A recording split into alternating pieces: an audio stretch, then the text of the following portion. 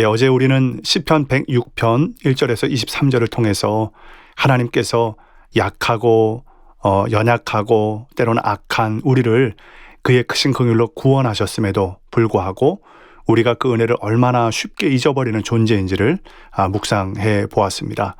홍해를 가르시고 이스라엘을 구원하신 하나님을 온 마음으로 찬양했던 백성이 광야에 들어서자마자 욕심을 내며 하나님을 시험했던 것을 여러분들 묵상하셨습니다. 오늘 본문은 그 이야기의 연속인데 24절에서 48절까지 이 시편 기자는 조금 더 나아간 이야기인데요. 가나안 땅을 목전에 둔 이스라엘의 실패와 그 이후 이어지는 타락의 역사를 이야기해 줍니다. 먼저 한 가지를 분명히 하고 시작하고 싶습니다. 이 모든 실패와 타락의 이야기 배후에는 언제나 변함없는 한 가지 사실이 있습니다. 하나님은 참으로 좋으시며 선하시다라는 것입니다. 시편 106편 1절에서 여호와께 감사하라는 부름과 함께 그가 선하시며 그 인자하심이 영원하다는 고백으로 시작했습니다. 오늘 본문에서 이스라엘이 아무리 실패하고 타락해도 결국 마지막에 드러나는 것은 그들을 향한 하나님의 긍휼과 선하심입니다. 이 사실을 마음에 품고 오늘 본문을 함께 묵상하겠습니다. 먼저 24절은 이스라엘이 가나안 땅을 멸시하여서 하나님의 말씀을 믿지 않았다고 전하고 있습니다.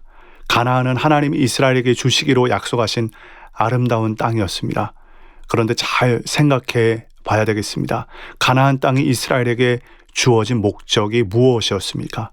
단순히 넓고 기름진 땅에서 잘 먹고 잘 사는 것이었을까요? 아니죠. 가나안은 이스라엘이 하나님의 백성으로서 그분의 통치 아래 거룩하게 살아가는 한 장소였습니다. 땅 자체가 목적이 아니라 그 땅에서 하나님과 동행하며 사는 삶이 목적이었던 것입니다. 그런데 이스라엘은 이 뜻을 헤아리지 못한 것입니다. 왜 그랬을까요? 25절이 원인을 알려줍니다. 그들은 자기 장막에서 원망하며 여호와의 음성을 듣지 않았습니다. 바로 이것입니다. 이스라엘이 하나님의 뜻을 헤아리지 못한 근본 원인은 그들이 하나님의 음성을 경청하지 않았기 때문입니다.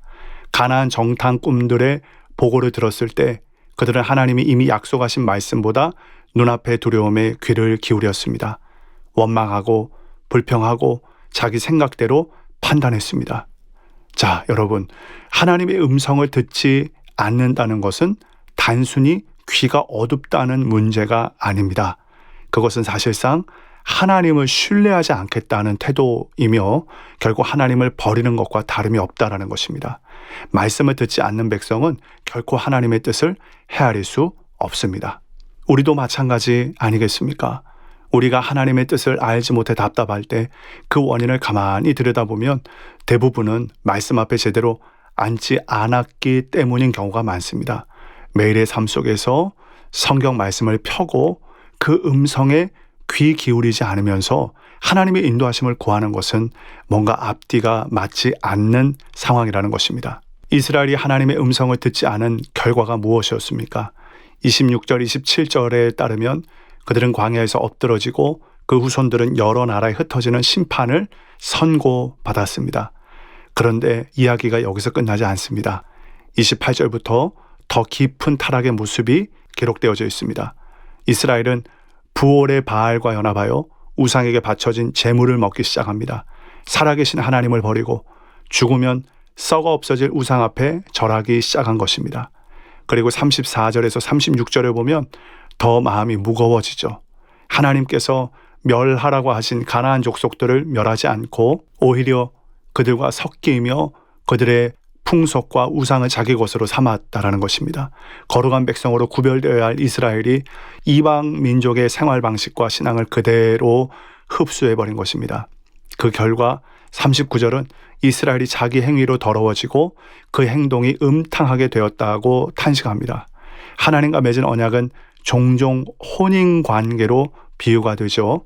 그런데 이스라엘은 그 언약을 저버리고 영적으로 음행하는 백성이 되어버렸습니다. 거룩해야 할 백성이 타락한 백성이 된 것입니다. 그리고 그 결과는 참혹했습니다. 40에서 42절에 하나님은 자기 백성에게 진노하시고 그들을 이방 나라의 손에 넘기셨습니다. 그들을 미워하는 자들이 그들을 다스리고 원수들이 그들을 압제하게 되었습니다. 한때 하나님의 특별한 백성이었던 이스라엘이 이제는 이방인의 압박과 핍박을 받는 처지가 된 것입니다. 자, 여기서 우리는 중요한 진리 하나를 마주하게 됩니다. 하나님을 섬기고 따르는 것은 분명 우리의 선택이며 자유입니다. 하나님은 우리를 로봇처럼 강제로 순종하게 만들지 않으셨으니까요. 그런데 그 선택에는 반드시 결과가 따른다는 것입니다. 우리가 하나님 대신에 우상을 선택하면 우상이 주는 결과를, 죄를 선택하면 죄가 주는 결과를 피할 수가 없습니다. 이스라엘의 역사가 이것을 명확하게 보여줍니다. 혹시 오늘 우리가 내 삶 속에서 하나님보다 더 붙들고 있는 그 무엇이 있지는 않습니까? 물질이라든지 세상의 성공이라든지 그리고 다른 사람으로부터의 인정이라든지 쾌락이라든지 이름은 다르지만 본질은 똑같은 이방신을 섬기며 살아가고 있을 수 있습니다. 그래서 지금 당장은 달콤해 보일지 모르지만 이스라엘의 역사가 증언하듯 그 열매는 결코 달지가 않은 것입니다. 만약 지금 그런 죄악의 열매가 삶 가운데 있다면 더 늦기 전에 그것을 하나님 앞에 내려놓고 회개함으로 예수님의 십자가 앞으로 나아가야 합니다. 우리를 위해서 십자가에 피 흘리신 주님만이 그 죄의 결박을 끊으실 수 있습니다. 아멘. 자, 계속 말씀을 살펴보면 43절은 여호와께서 여러 번 그들을 건지셨으나 그들이 자기 꾀로 거역하며 죄악으로 말미암아 낮아짐을 당했다고 전하고 있습니다. 이스라엘의 배반은 한 번이 아니었습니다. 반복되고 또 반복되었습니다. 그럼에도 우리에게 놀라운 은혜를 보여주신 것입니다. 여호와께서는 그들의 부르짖음을 들으실 때마다 그 고통을 돌보시고 그들을 위해 맺으신 언약을 기억하시며 크신 인자하심을 따라 뜻을 돌이키셨습니다. 이스라엘이 죄악 중에 부르짖을 때마다 하나님은 그들을 외면하지 않으셨습니다. 그것은 그들의 신실함 때문이 아니라 하나님 자신의 언약과 인자하심 때문이었습니다. 이것이 바로 하나님의 성품입니다. 우리가 아무리 반복해서 실패해도 진심으로 부르짖을 때 하나님은 결코 외면하지 않으시는 것입니다. 이것이 처음에 말씀드렸던 하나님은 참으로 좋으시며 선하신 분이라는 그 고백의 근거가 되겠습니다. 그리고 오늘 시편 47절 48절은 이 놀라운 기도와 찬양으로 마무리가 되죠. 시편 기자는 흩어진 백성을 모으사 주의 거룩한 이름을 감사하며 주의 영예를 자랑하게 해주십시오 라고 구하면서 마지막으로 영원부터 영원까지 여호와를 찬송하라는 송영으로 시편 전체를 마무리합니다. 시편 기자가 그 모든 배반과 심판의 역사를 돌아본 후에도 결국 하나님을 찬양함으로 나아가는 것입니다. 자신의 죄와 조상들의 죄를 낱낱이 고백했지만 그 고백의 끝이 무엇이었습니까? 절망이 아니라 찬양이었습니다. 구원하시고 인도하시는 하나님을 향한 감사와 영광의 고백으로 시편 전체를 마무리하는 것입니다. 오늘 우리는 이 본문을 통해서 무거운 진실 하나와 아주 은혜로운 진실 하나를 함께 묵상해 보았습니다. 무거운 것은 무엇입니까? 하나님의 음성을 듣지 않는 것은 곧 하나님을 버리는 것이며 그 선택에는 반드시 참혹한 결과가 따른다는 것입니다. 가나안은 단순한 거주지가 아니라 하나님 백성으로 사는 삶의 자리였는데 이스라엘은 그 뜻을 헤아리지 못하고 우상 숭배와 타락으로 나아갔고 결국 이방 나라의 압제 아래에 놓이게 되었습니다. 그런데 은혜로운 진리는 바로 이것입니다.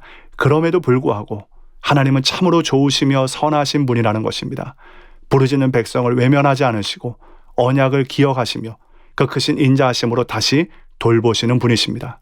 사랑하는 여러분, 우리 삶에 혹시 지금도 붙들고 있는 이방신과 같은 우상이 있다면 오늘 그것을 다 내려놓지 않으시겠습니까? 회개함으로 십자가 앞에 나아가십시다. 그리고 날마다 말씀 앞에 앉아서 하나님의 음성에 귀 기울이는 삶을 회복하시길 바랍니다. 그렇게 할 때 우리도 오늘 시편 기자와 같이 실패와 반역의 역사를 돌아보고도 결국은 구원하시고 인도하시는 하나님을 온 마음으로 찬양하는 자리까지 자라갈 수 있을 줄로 믿습니다. 오늘도 그렇게 주 안에서 점점 자라가고 열매를 향해서 나아가는 저와 여러분의 삶이 되기를 우리 주님의 이름으로 간절히 축복합니다.